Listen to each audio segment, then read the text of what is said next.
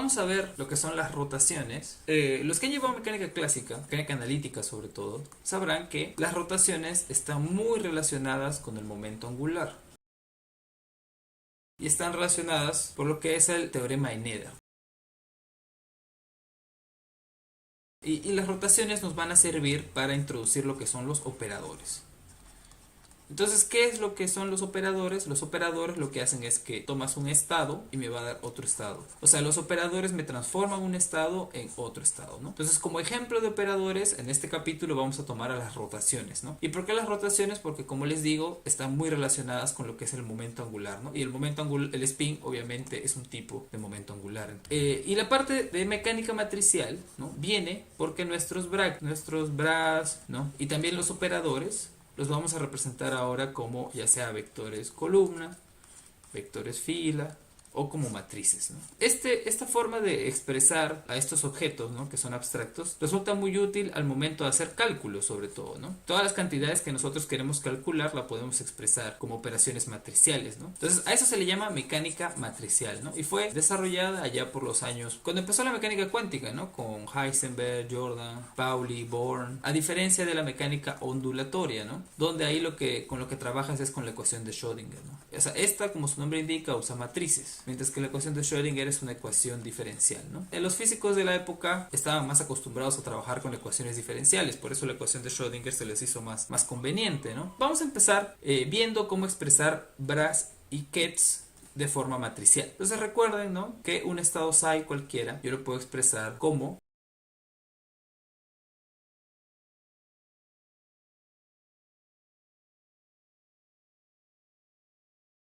yo tengo mis coeficientes, son iguales a estos brackets, ¿no? Entonces, ¿qué es lo que vamos a hacer para expresar esto como una matriz? Lo primero que vamos a hacer es fijar una base. Entonces, en este caso, obviamente estamos trabajando con la base más z menos z, ¿no? ¿Qué me refiero con fijar esa base? Que todos los cálculos que vamos a hacer, todas las representaciones que vamos a hacer, vamos a suponer implícitamente de que estamos usando esta base, ¿sí? A este estado, sí, lo vamos a representar en la base z. ¿Qué es lo que vamos a hacer? Vamos a agarrar y vamos a poner el coeficiente c más arribita y el C menos abajo. Ahora, detalle importante. Técnicamente hablando, esto y esto no son iguales, sino que yo estoy representando este estado, que es una cosa abstracta, que vive en un espacio vectorial abstracto, yo le estoy representando como un vector columna. Y el vector columna pues pertenece a R2 o a R3 o a Rn de manera más general, ¿no? Pero como somos un poco ociosos, ¿no? Y medio que ya sabemos todas estas convenciones, lo que vamos a hacer y lo que yo también voy a hacer es decir que este estado psi es igual a esta columna, ¿sí? Pero esto no es técnicamente correcto, entonces a esto se le llama lo que es un abuso de notación, ¿no?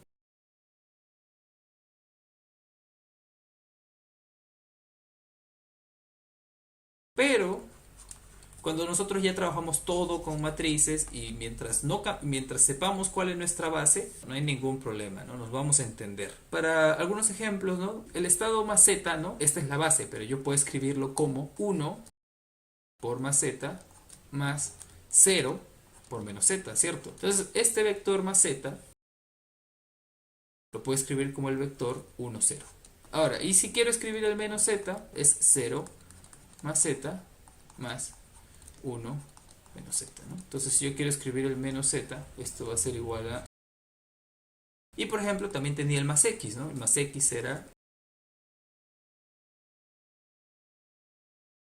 Lo que hago es agarrar y el que va con el más z lo pongo arriba y el que va con menos z lo pongo abajo. Ahora, tal vez ustedes se estén preguntando, ¿y si yo lo quiero poner al revés, puedo hacerlo? Por supuesto que puedes, ¿no? Porque realmente no hay un orden. O sea, no es que el más z va primero siempre y el menos z va segundo siempre, ¿no? No tiene nada especial poner uno encima del otro. Si ustedes quieren, tal vez les gusta más o les conviene más dependiendo del problema, quieren poner el menos z arriba, está muy bien. Pero tienen que mantener esa convención en todos los estados. Bueno, en este caso no importa mucho, ¿no? Pero por ejemplo, en el estado más i,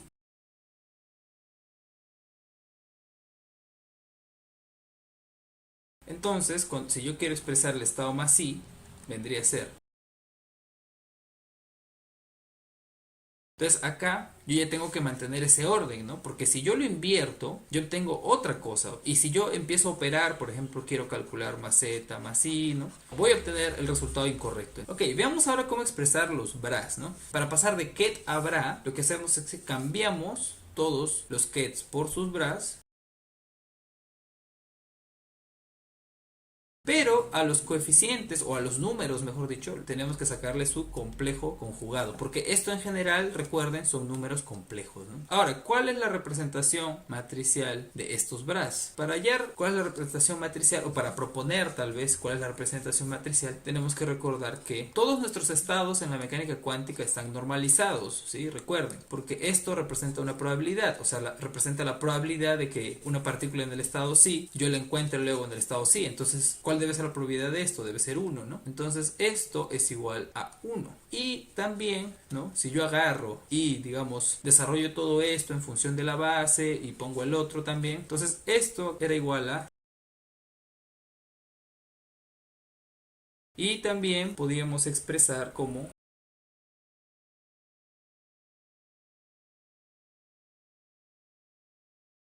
Estos C más y este C menos, ¿no? Ustedes ya saben que son iguales a estos productos internos, ¿no? Entonces, otra forma de expresar el vector psi es...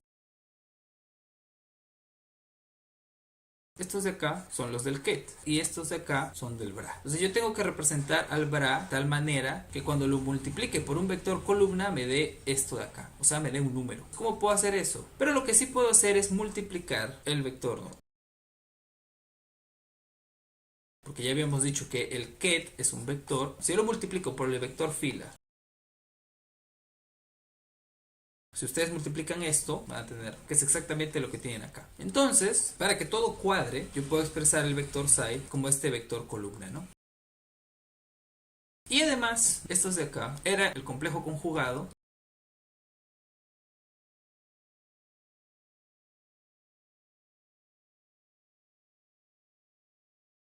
donde C más y C menos, recuerden, son los coeficientes del vector columna, ¿no? Fíjense, ¿qué es lo que yo estoy haciendo para obtener el bra del ket? Lo que hago para obtener el ket es transponerlo. Claro, en este caso, como es una dimensión, es pasar de una columna a una fila. Y además, conjugo los coeficientes, ¿no? Como un ejemplo, ¿no? Vamos a calcular. Y esto, acuérdense que habíamos visto de antes, ¿no?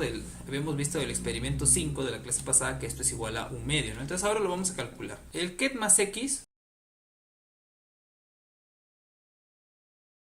Ahora, esto vamos a trabajarlo todo en base más z. Y acuérdense que más y. Entonces yo para obtener el bra, perdón, más y, voy a sacar el complejo conjugado de los coeficientes, ¿no? Ahora, el 1 es un número real, no cambia, pero el i sí va a cambiar. Y va a ir a menos i. Calcular este bracket es simplemente calcular una multiplicación de matrices, ¿no?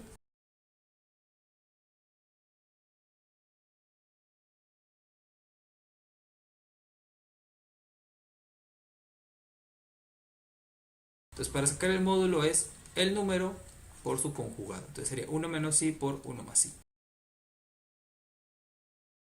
Bueno, esto es una diferencia de cuadrados, ¿no? Entonces sería 1 menos i al cuadrado. Y al cuadrado es menos 1. Entonces con este menos se va, me quedaría 2. Todo esto sale 2, ¿no? Y este 2 se va a cancelar con este 4. Me quedaría un medio. Hemos recuperado el resultado que teníamos y como les digo, hay muchos casos donde es más fácil trabajar con matrices, ¿no? Y saben que en qué otra situación trabajar con matrices también es muy útil cuando trabajas con computadoras. Claro, acá todos lo hemos trabajado con base Z, ¿no? Pero no hay ninguna razón por la cual yo no podría decir, ok, bueno, a ti te gusta la base Z, pero a mí me gusta la base X, ¿no? No tiene nada de malo, igual es una base ortonormal, ¿no? Puedo usarla para expresar los vectores. En sí, la base que nosotros elijamos, o sea, es arbitrario, ¿no? O sea, es libre. Nosotros podemos elegir la base que más queramos o que más nos convenga. Y sea cual sea la base que nosotros trabajemos, igual podemos representar los vectores, ¿no? Ahora no voy a tener estos coeficientes de acá, sino voy a tener los coeficientes, pero respecto a la base más X, ¿no?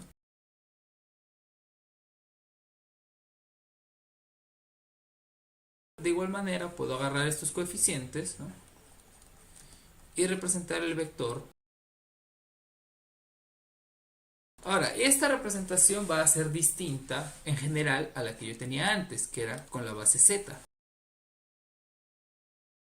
Por ejemplo, si yo trabajo con la base X, la representación del más X es bastante sencilla, ¿no? Sería 1 más X más 0 menos X, ¿no?